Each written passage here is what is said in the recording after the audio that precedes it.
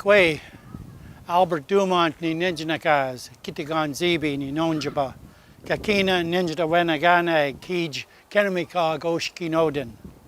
So it's good to be here with you, and thank you very much for inviting me to speak to you today.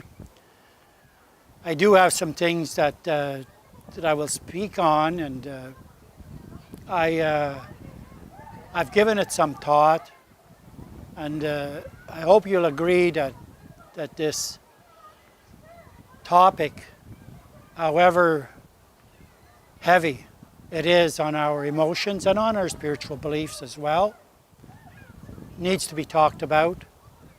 And I know that we're living in a world now that has changed, especially in the last month.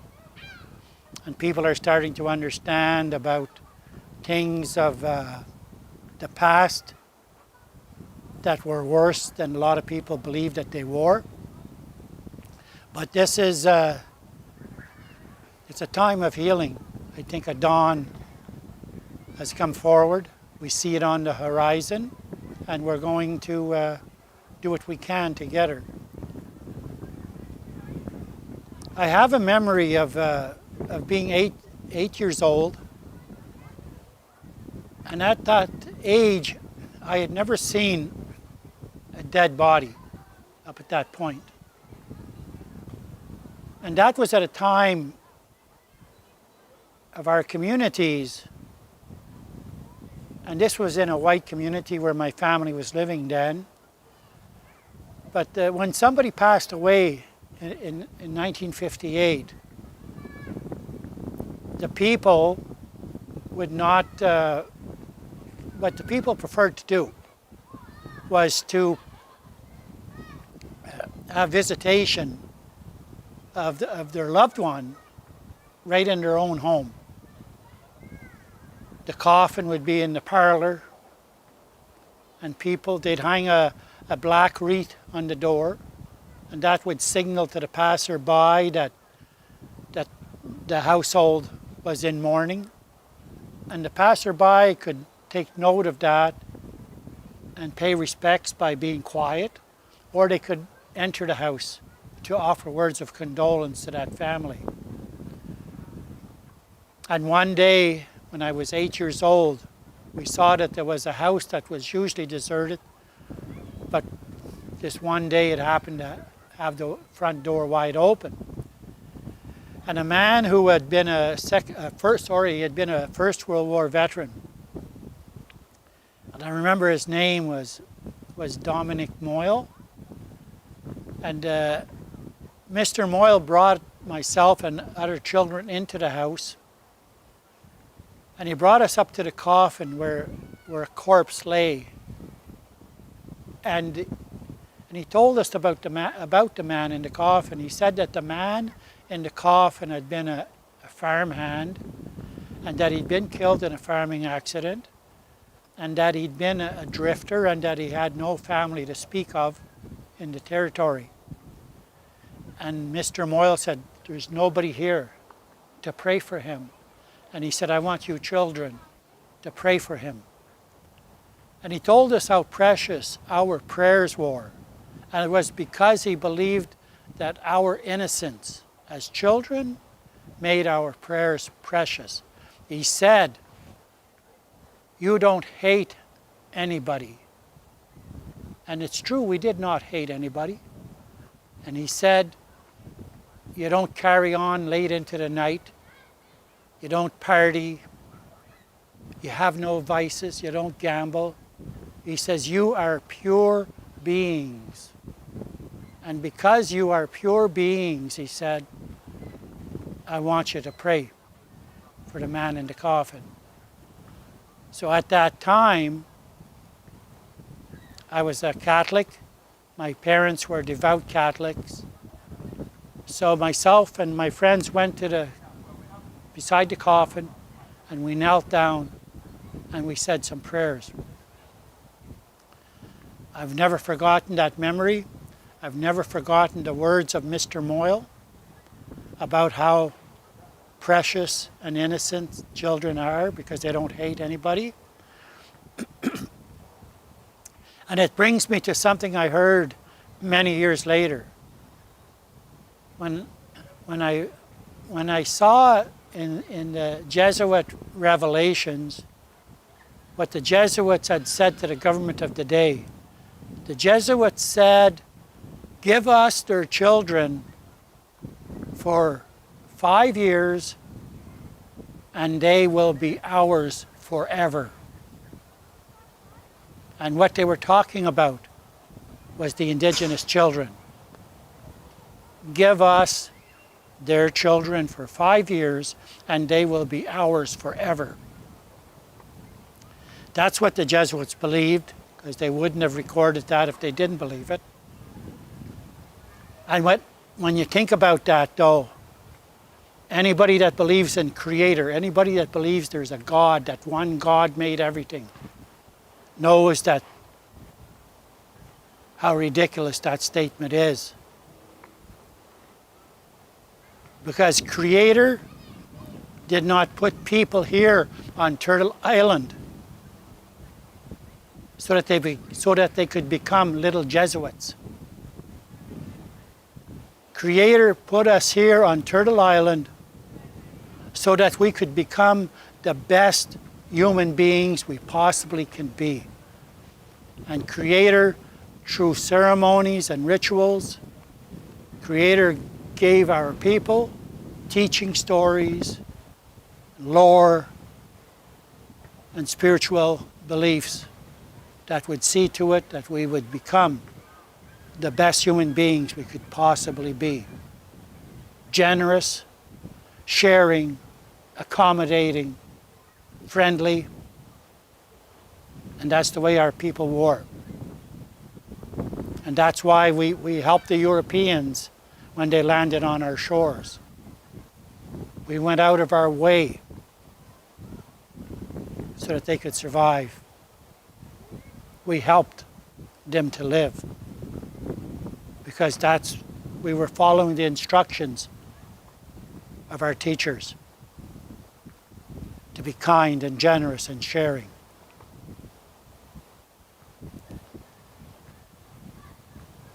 Whenever the residential school, whenever the idea came about the residential schools, it was at a time when Canada, there was settlers coming to Canada, and the government of the time saw how rich this country is. They saw the great rivers, they saw the timber wealth, they saw the mines, the gold mines, silver mines, they saw all those things, and they knew that to make the country more into the vision that they had for Europeans, they knew that they had to pillage. They knew that they had to rape the land. And they knew that they couldn't do that with the native people being there. Because the native people were as one with the rivers. They were as one with all the things of the forest. They were as one with energy and the spirit of the sun.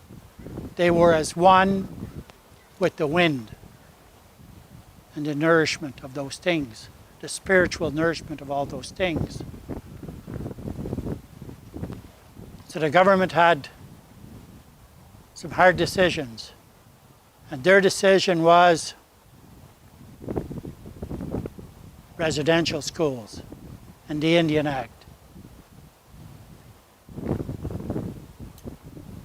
People should know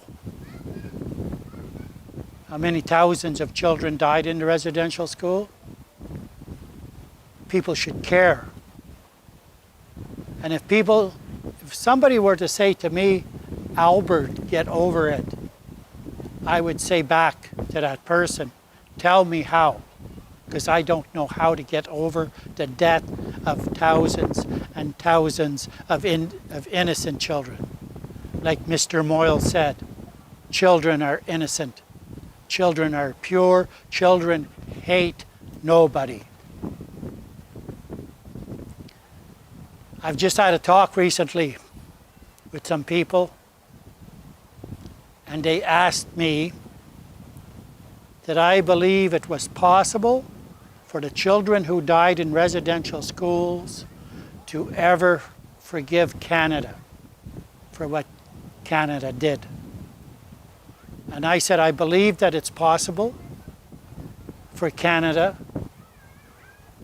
I believe it's possible that children could forgive Canada. I believe that the children who died in residential schools could forgive Canadians who had nothing to do with residential schools. But the children who died in residential schools will never, ever forgive people like John MacDonald, Duncan Campbell Scott, and Ryerson, and all the other people that they call architects of the Indian residential schools. I know that that's not possible to forgive. There's been too much harm done. It's impacted too many lives, too many generations to this very day. There's still people suffering because of it. There's been so much dysfunction, too much violence, too much addictions, too many suicides. Nothing good has really ever come out of the residential schools. Just misery. And when it comes to something like that, it's unforgivable. And I know that in this world, in this physical world that we live in, I know that John MacDonald is celebrated here. His statues are everywhere. His portraits hang on walls of great buildings. Airports are named after him. Schools are named after him. Bridges are named after him. Big buildings are named after him, like he was a hero. I need you to know this, that where he is now, he is not a hero. He is not celebrated there. And I truly believe that anyone who believes he was a hero should prepare themselves now to spend eternity with him, because they will deserve to spend eternity where he is if he is a hero to them.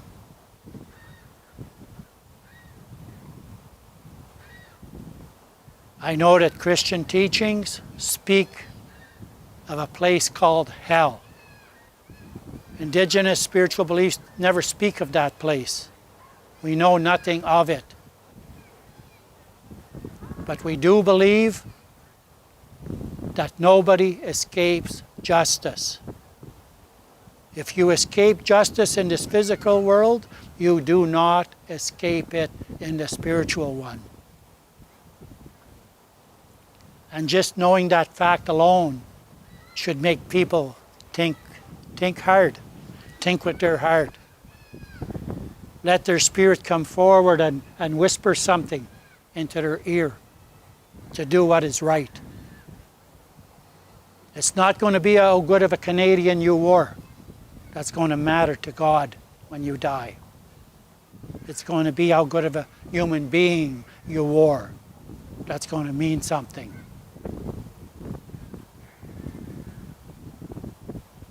I know that so many Canadians who hate and despise First Nations people,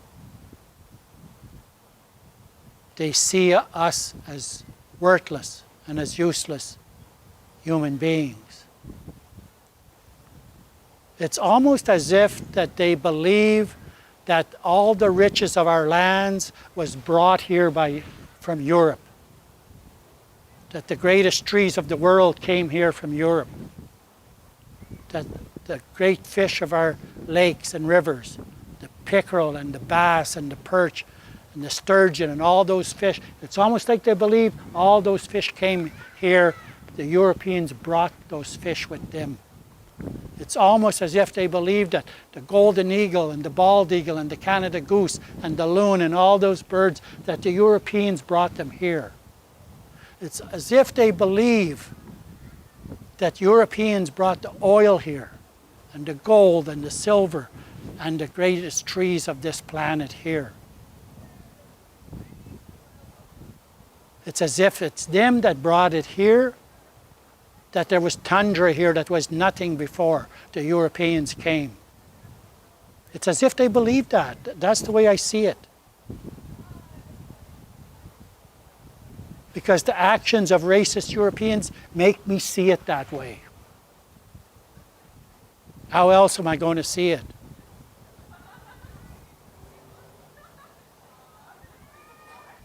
One of my daughters had her face spit on when she wasn't even 13, during the Oka crisis. You know, such a thing would never happen to your children if you are white.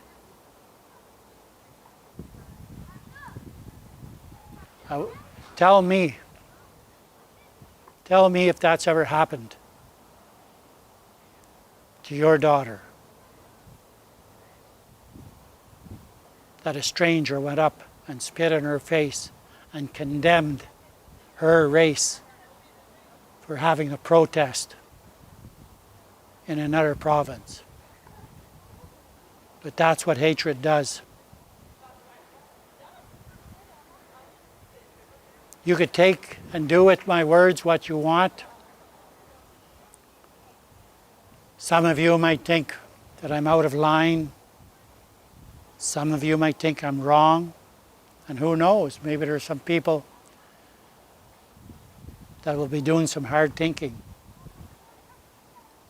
And you should. Because I don't think Jesus would have had anything to do with the Indian Act. I don't think Jesus would have said what that Jesuit said. Give us their children for 5 years and they will be ours forever. Jesus would not have said that.